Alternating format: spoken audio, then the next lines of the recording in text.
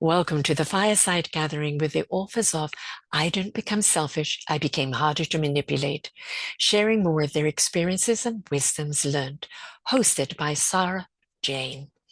You can go to vocalreiki.com/fireside gathering to find all the authors and where you can purchase the book. Do enjoy. Welcome to the Fireside Gathering of the authors of I Didn't Become Selfish, I Became Harder to Manipulate. I'm Sara Jane, the lead author, and for this program I am delighted to be joined by Dianna Leeder. Hello, Dianna. Hello, thank you for having me. And Laurie Morin. Laurie, thank you so much for joining us. Hello, thank you, Sara. It's lovely to have you both here.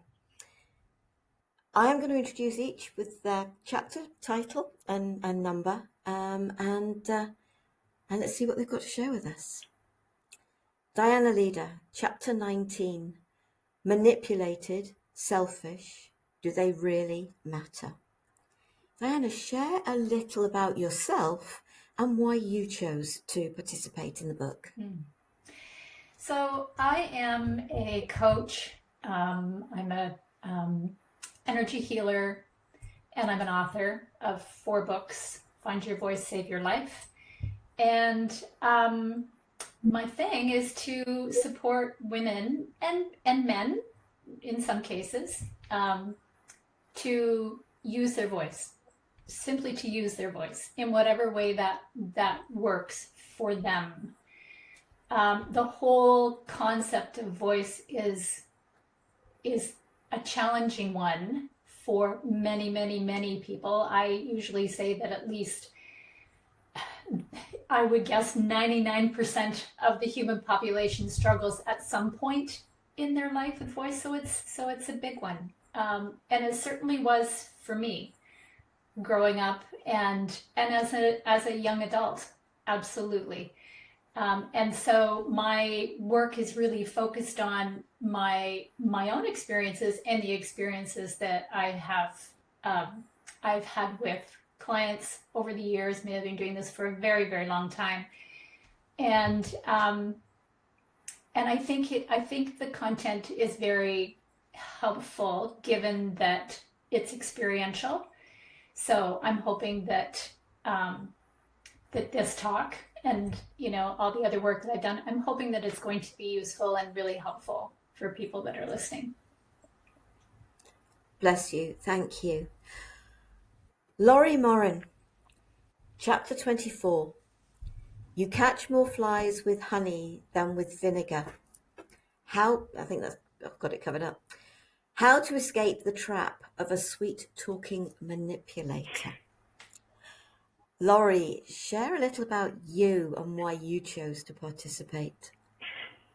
So, like Dianna, I am a life coach, but lately I've been focusing more on coaching people with their writing because for me, writing was a big part of my own healing and my own transformation. And I've decided that there are so many people, especially women I know, who want to write and want to share their story, but like Dianna said, they have trouble finding their voice for one reason or another. So that's the work that I do. And I wanted to participate in this book because the title really resonated with me.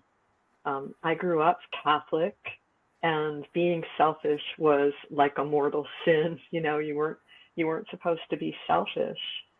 And when I read the subtitle, I became harder to manipulate. I realized, and my chapter is about the different kinds of manipulation, some overt, but some is not so overt.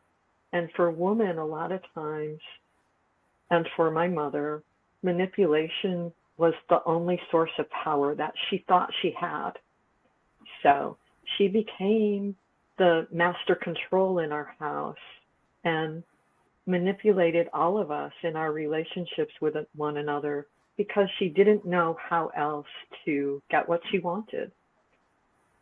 And I think it's an important issue for so many women, especially of my generation, that I decided I wanted to write about it. Bless you. Thank you. Yeah, the minute you started talking about writing, I was thinking that that's another way of finding our voice. Speaking, writing, singing. It doesn't matter. It's finding your voice. But it's also important, isn't it, to find our voice in respect of being able to admit things to ourselves, to talk to ourselves, acceptance of self. It's all very well having thoughts, but it's when you actually vocalize it or write it down, you give it more energy. And it can be so much more clearing. Did something here fairly recently, and I asked the individuals just to write the things down. And I said, okay, as much as I'd love to have had the log fire going, it was far too warm here for that. So it's just a matter of either sort of take it home and burn it, or drown it, then bury it. But those are the things that you'd like to let go. That's the way to do it. You can write it, and you can burn it, drown it, bury it. It's just saying you're gone. The burning, I think, is my favourite, but so, as I said, there was no way we're going to be able to put like that in that place at that time. So it's encouraging people, because I hadn't got a voice. And now I use it all the time with the toning. So we all work with our voice, but every single one of us in this book, we work now with our voice in so many different ways. So thank you both for, and so I love the fact that you two have been put together, because I have not put people together. This is the universe is deciding. Okay, I am going to stay with you, Laurie, because I've asked each for an extra little topic to add to this conversation. And you've said grandmothers, mothers, and daughters. Share what you mean by that. So, as I mentioned, my chapter was about my mother. And in the process of writing it, and also doing a lot of healing work around my relationship with my mother, I came to understand her better and what influenced her to be the way that she was. And that helped me to understand myself better. And I started to realize that we're aware only of the obvious energy and inputs that we receive, but we receive energy from so many places. And as Sara and I were chatting about earlier, when you're in the womb, you're getting energetic signals all the time from whatever happened to the mother who was carrying you.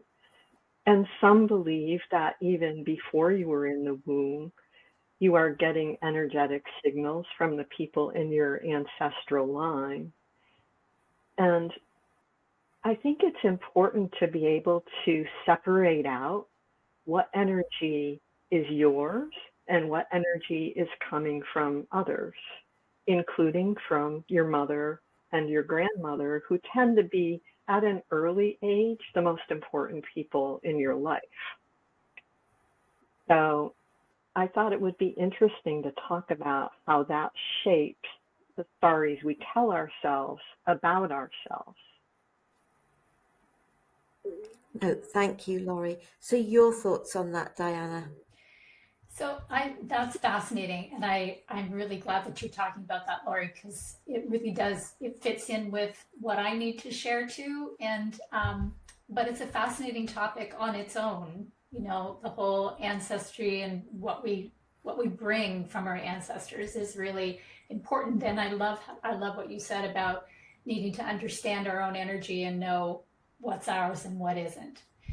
So I think that when I consider my topic relative to that, they both fit in very well, because what you're saying, and if I can put this in a little nutshell for this conversation only, is that knowing ourselves and being able to express ourselves from what we know and understand, as opposed to what happened to us, whatever our trauma was, um, what someone else is saying about us, or our parents, perhaps not intentionally, but what our parents say, as you described for your mom. I think when we respond like that, we're not responding from here. And so that, the whole piece about understanding ourselves is, I think, one of the most important things to learn when we're trying to reclaim our voice. Absolutely. It's here that we need to look, not out there. And yet that's what so many people do, because we don't know any better. And often we don't have the courage. At that point, we're still being manipulated by fear and shame and things like that. So we don't have the courage to sit back and say, okay, that's what I'm getting. This is the way I'm going to go. This is my decision. This is my life. This is my body, whatever it is. And I get to make that choice, as opposed to, I wonder what my mom would have done, or, my next door neighbor is going to think I'm really a bad person because I didn't cut my grass this week, or whatever it is. Yeah. So I appreciate the two, the two topics coming in together. I think that they're really powerful, and yeah. No, thank you both. My youngest sister has been doing some ancestry research, and we were aware of certain aspects of story, but I think for me it is allowing ourselves to actually think about what our parents went through. And I'm going to say parents, because both my parents were children during the Second World War, as I'm guessing to a certain degree. And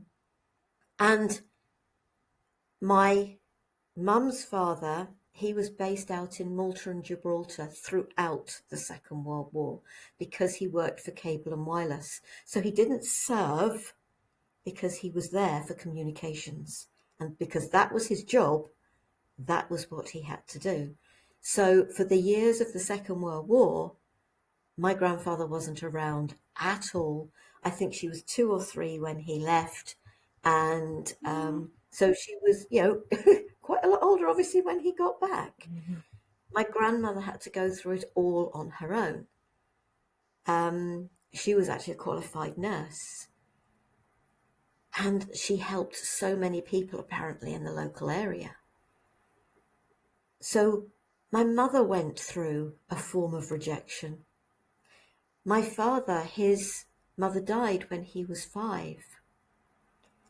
So it was being able to, and you can't understand this as children, but you can get a sense if you get a sense of the story. My mother was an only child. Her mother was an only child, and her mother was an only child. I'm not sure about Annie going all the way back to being Mag's mother, but and then there are other stories within the family of things that happened. And when you are aware of what these people, and they are your family at the end of the day, what they went through. My great-great-grandmother, after she'd had my great-grandmother, Max, was popped into an asylum. Mm-hmm. Now, was that actually postnatal depression?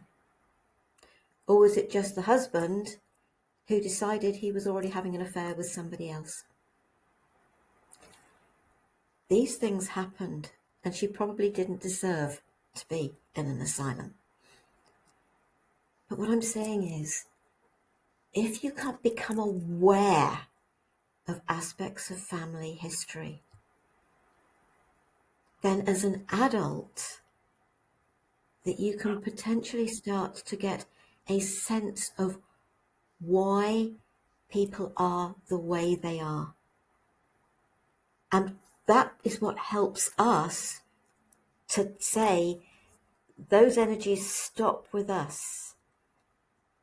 because we are the ones that are saying, that's it, it's not going any further. I don't have children, but my two sisters do. And that stops with us. But what are the circumstances that got their families to that point? Because I'm guessing your mother, Laurie, copied her mother. Absolutely. Yes, she did. And, when you say both parents, my father had a story similar to one of your ancestors. He was put in an orphanage when he was a kid during the Depression. And, he had 4 siblings. 2 went to the orphanage and 2 stayed with the mom. So you can imagine what that did to his sense of self-worth. And as a kid, I didn't understand that. But, as I got older, I started to understand. And when I started writing about it, and this is why I said, understanding's the first step, but understanding hopefully leads to forgiveness and compassion, and to that sense that, like you said, Sara, this is going to stop with my generation. We're not going to perpetuate these same hurts to my nieces, my nephews, whoever comes along in the next generation. Yeah. Do you want to add anything, Dianna, before we go to your topic? And I just want to say that I completely agree. I think that we need to take a look at whatever is in our field, whatever it is, and consider it. Consider what the effect. Am I picking up things from my parents, my grandparents, my great grandparents? You can kind of see when you spend time with your own ancestry. You can see the lineage. You can see what has happened to people and how that has carried on. So it's an awesome. I think it's an awesome piece of work. I think for each of us to do. And it really, I don't think it's that difficult. It's not like we have to, get into looking at everybody's DNA, but it's a matter of allowing ourselves really to look inside, understand what our triggers are, what all those things that you guys are fully familiar with, to see exactly what's happening for us, and then to kind of bring in your family as the guides for that. Yeah. But yes, it stops here. I think that's an excellent way to describe it. Yeah. Bless you both. Thank you. Right, Dianna, your topic. What if what we learned about ourselves wasn't true? I think I know what you mean by that. But please, for our listeners, share what you mean by that. Okay, so I mean that when we are listening to outside sources other than ourselves, we don't always get the right information back. There isn't anything or anyone that can replicate what we know about ourselves, and how what we need, basically what we need, what we want, what we desire is all about us. But in the human world that we're in right now, that gets all mixed up with what is happening in the outside world. So, when I think about, I'll go back lots and lots of years, like women couldn't wear dresses, and I mean, it goes on to, make sure that you don't speak up to people in authority, when it comes to voice, if we're talking about voice as well. So, don't speak up when it comes to other people who are in charge. So know your place, don't speak up, don't make waves, keep everything nice and calm and happy. So we can't do that. obviously. We can't do that. We can't keep the world happy. But there are a heck of a lot of people, women particularly in this world, who try really hard to do that. And bless them, because that's the message that they're being given is, if you can't do this, then there's something potentially wrong with you. There's nothing wrong with you at all. It's just a matter of looking in here instead of out there for your own personal validation, your own permission to do what it is you want to do or say what you want to say, your own, your own concept of how things work in the world, how you want them to work in the world. And I think that's not only good for the individual, it's good in a larger way, because that's really how we build consciousness. Pay attention in here, figure it out in here, and then let's see what gets created in the outside. Mm-hmm. So that's what I meant by my title. Thank you. Laurie, your thoughts? Oh, I love this topic, Dianna, because I actually spend a lot of time thinking about this, how, if you think about it in story terms, we get stories from everywhere. It's not just people directly telling us act this way, don't act this way. It's movies, it's the popular culture. I just did a little video on Barbie dolls and how they've impacted girls through the centuries as they've become more like our modern culture. They're more diverse now than they ever were. They have careers now. When I was growing up, Barbie dolls were housewives, mothers. There were no roles, maybe a nurse, and I think there was a stewardess back in the day, a stewardess Barbie doll. But now the options are limitless. But it's so hard for us to separate all this stuff that's coming at us.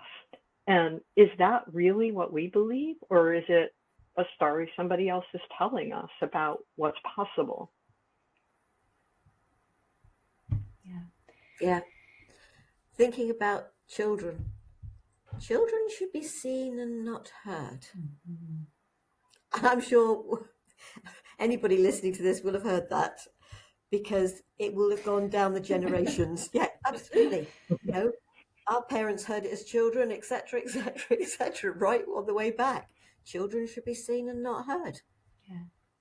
And so it was, you're not allowed to have a voice, and you watch even children today, sort of with the parents, and they're out and it's just tugging on the sort of coat or whatever. Mummy, I wants annoy me, but I want, sort of, it's, and I'm being perfectly honest, they do annoy me, and I don't have children, so but it's thinking about what were we told by teachers, sort of the children we went to school with, what they were allowed to do or not to do, etc.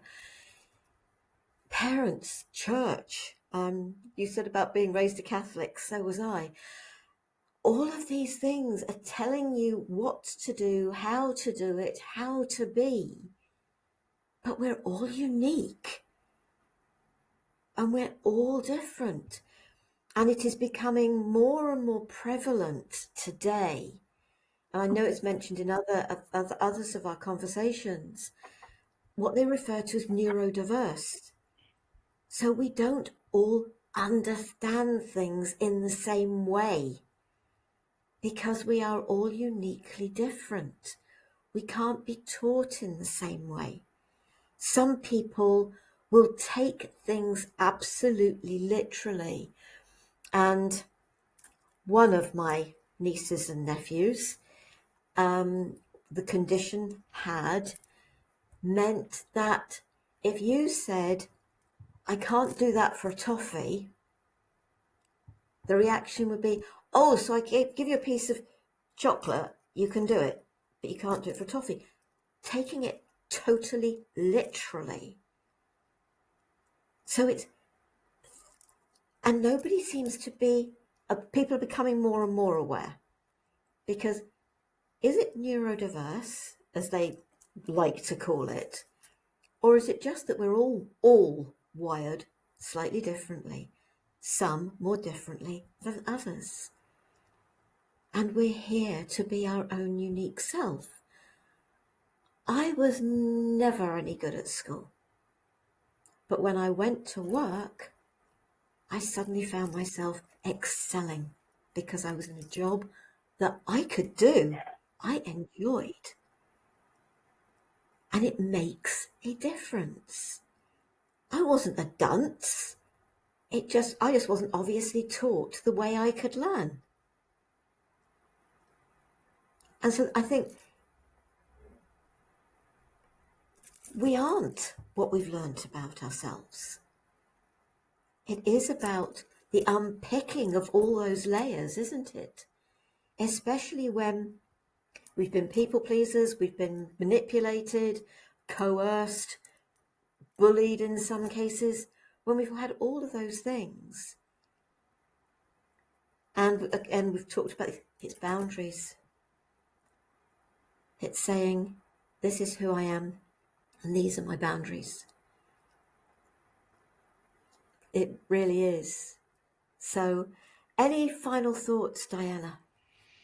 I just want to pull together our two concepts here, because when, from my experience, when women are suffering, and I say that without any hesitancy, because it is suffering by whatever has come through their ancestral lineage, then their challenge is to speak up at all. So instead of kind of offering that challenge to people, I think it's really important that we support them by acknowledging that there is that ancestral lineage that may have an effect, not to place people in, you're automatically a trauma victim, or you're not, or, none of that, but simply to broaden what they're looking at. Because if they come in with a sense of, well, my mother was wounded in whatever way, so I am now wounded too, and very likely that's the case. Emotionally, I'm wounded too. So we're making those same choices. And while we keep making those same choices and we're not doing the healing, if we're always looking outside for, oh, that person said that I did okay, or, I didn't ruffle feathers over there, whatever it is, then we're just going to keep moving it forward and forward. So it really is time for us to just finally say, okay, this is going to take a day or a year or however long it is going to take for me, but it's time to get through that and start to just say exactly what it is that I need, want, and desire out of this beautiful, beautiful life we have on the planet. Thank you. Laurie, any final thoughts and words? Well, yes, I agree with that. And for me, it was kind of like an excavation process, because there were so many layers of external forces that had influenced me. I mean, I remember a time in my life, I had no idea what I felt. I really didn't know. And I had to dig through the layers to find what was holding me back from feeling what I felt. So, I think that self-awareness, it can take a long time, or it cannot take a long time for some people. But it's to me the only goal worth pursuing, because like you said, we have this one wonderful life to live, and who wants to go around living somebody else's story? So you might as well invest the time in yourself and try and figure it out. Bless you. Thank you. And for the gentlemen listening, we do appreciate that there is stuff that you go through too. So as much as we've talked from a woman's perspective, we totally get it. It's the feminine line, it's the masculine line. And there are some very strong women along the feminine line, and there are some very strong men in the masculine line. And strength doesn't necessarily mean kindness. And we're very blessed to have 7 wonderful guys sharing their stories, very openly sharing their stories in this book. So thank you to Dianna and to Laurie. It has been a real pleasure. I've loved the topic we've been sharing. Thank you so very much. If anything here has spoken to you, you wish to learn more about my 2 guests today, any of the other guests and the authors of the book, you will find their bio, a little bit right up on here, link to their website under the page where you've found this video. And if you're watching via YouTube for any reason, the information is under there as well. Do check it out. Do go and have a look. And if you feel drawn to, connect through the websites.